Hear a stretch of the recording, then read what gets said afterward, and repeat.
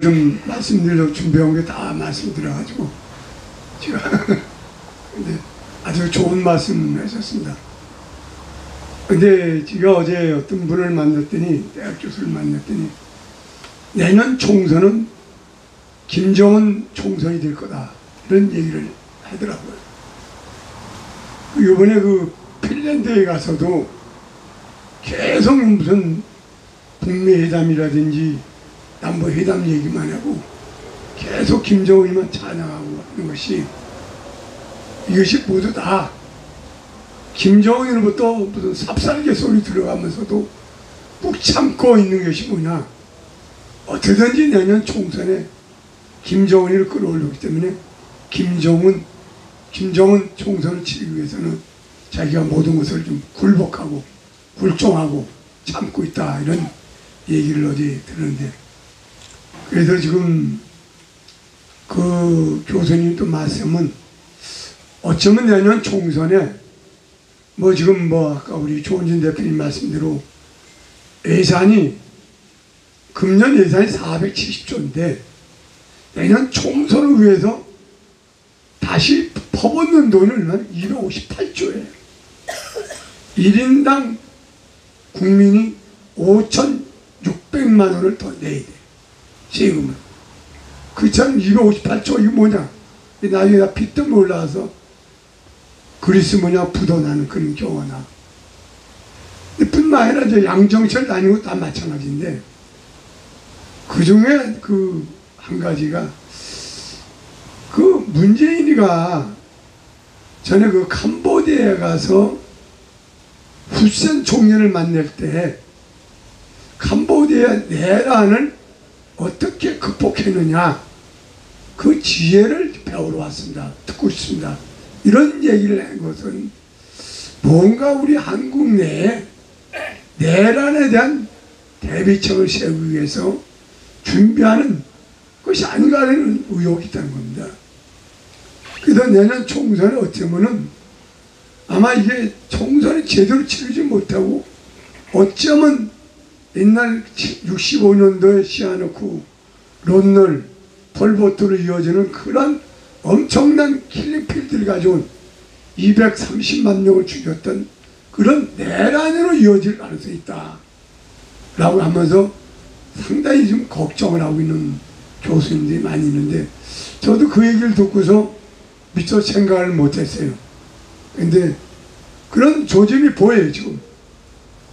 왜냐하면 문재인 정권의 그 일당들은 내년에 총선을 치면은 죽는 걸 알아요. 자기네가 죽는 걸 알아요. 이게 죽지 않게도 어떻게 하냐, 북한을 가든지 아니면 국가를 파괴해가지고 자기가 국가를 파괴하고 어떤 정권을 다시 잡아야 되지 않냐, 그런 신념이 있기 때문에 아주 내년 총선이 지금 아주 걱정이 됩니다. 그런데 지금 지금 보수 야당인 한국당은 참 대표한 분이 안이하게 참 그 야당의 투쟁의 무기가 많고 입, 말, 그 좀 자갈로 틀어막고 있고, 공천을 안 주겠다는 둥, 또는 5.18 문제 제명시키는 둥.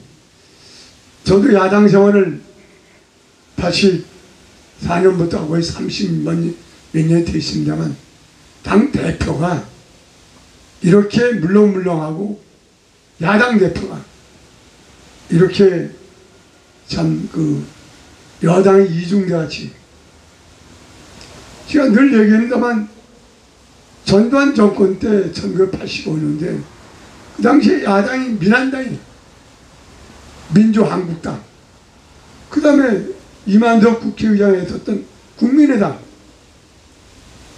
그런데 그 당시에 그 뭐 민한당 총재 유모 총재 이만석 씨 전두환 정권에 한마디 못했어요. 83년도 82년 83년대 박종철이가 고물사건 나는데도 아무 소리 못했더라고.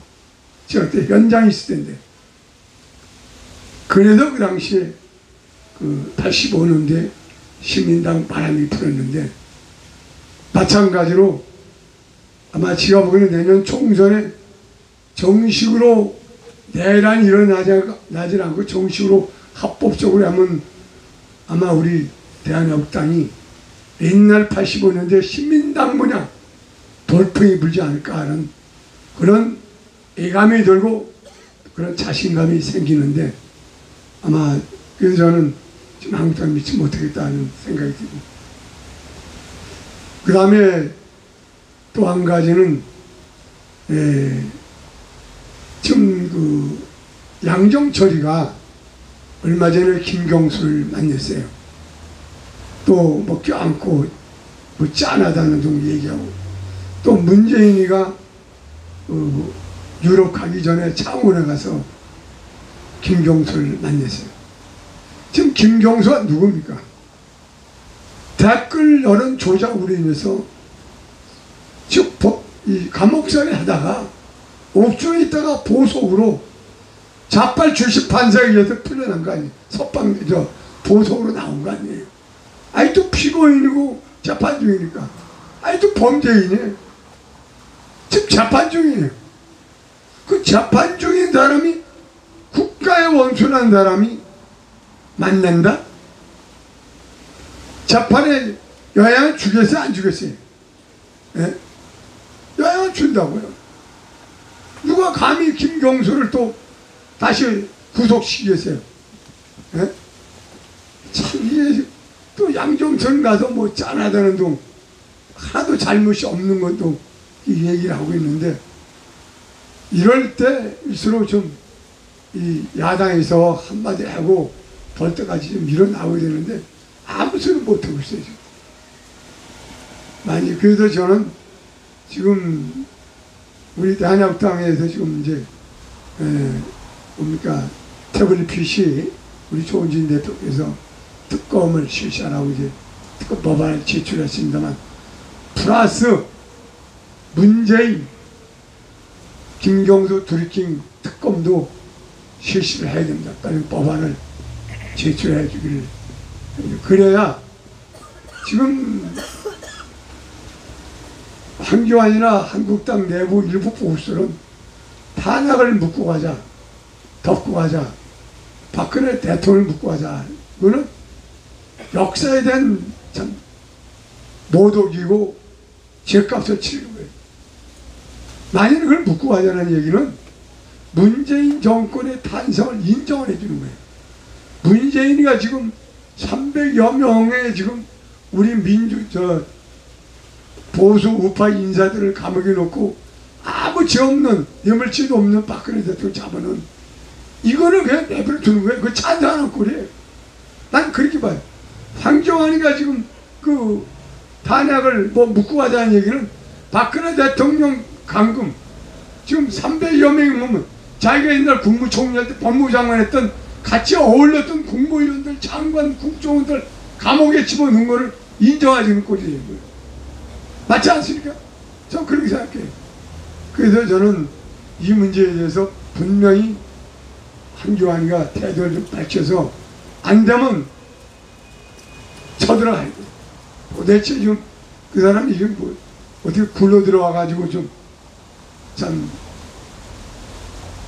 야당 대표가 됐는데, 다시 이제 더 하고 싶은 얘기 있습니다만 나중에. 그래서 저는 지금 이 순간에 얼마 전에 그 조선일보에 문화부장 김윤덕 문화부장이, 물론 김윤덕 문화부장이 옛날에 우리 박근혜 대통령 탄핵에 앞장서서 악병을 한 좋지 않은 사람이지만, 그러나 또 이번에는 글이 좀 좋아서 한번 읽어보려고 합니다. 문재인 당신은 국가 파괴의 업보를 어떻게 감당할 것이냐. 문재인 당신은 사는 길은 억울하게 구금된 죄 없는 전 정권의 300여 명의 인사들을 석방시키고 하야 하라. 여기는 이제 박근혜 대통령이 포함된 거죠. 석방시고 하야라. 죄 없는, 분명히 여기 있었어요. 구금된 죄 없는 그런 박근혜 대통령 비롯한 전 정권. 당신이 있을 곳은 청와대가 아니다. 북한이다. 북한에 가서 당신의 망상과 허상을 마음껏 펼쳐 보이라. 자, 구구절절 정말 아주 진리와 진리를 말한 것 같은 얘기입니다. 문재인 당신은 내년 총선 전에 북한으로 가서 뭐 김정은이 수석 대변인이든지 뭐 아파트 노래라든지 이 김인도 부장만들 북한으로 가기를, 지금 뭐 대한민국을 완전히 그냥 쪼개놓고 엉망진창을 만들어놓고, 아까 무슨 뭐 몇 번 여행인가요? 2년 동안에 뭐 19번 20번이면 지금 24개월이면 한 달에 한 번 꼴 가네. 전 국회의원 16년에도 외국 나온 게 5번밖에 못했는데 이건 2년 동안에 19번 나오고 참 한심한 나라인데, 그래도 국민들이 가만히 있어요. 그래도 언론들이 아무리 좌빨해도 그런 거 한마디 해야 되는데 말을 못해. 전부 다 이게 무슨 뭐 벙어리가 됐는지 아주 답답하고 미치겠어요. 그래서 다시 한번 저는 마지막으로 태블릿 PC 특검 빨리 실시하고, 그 다음에 문재인, 김경수 둘이킴 특검을 빨리 도입해 주기를 간절히 바랍니다. 감사합니다.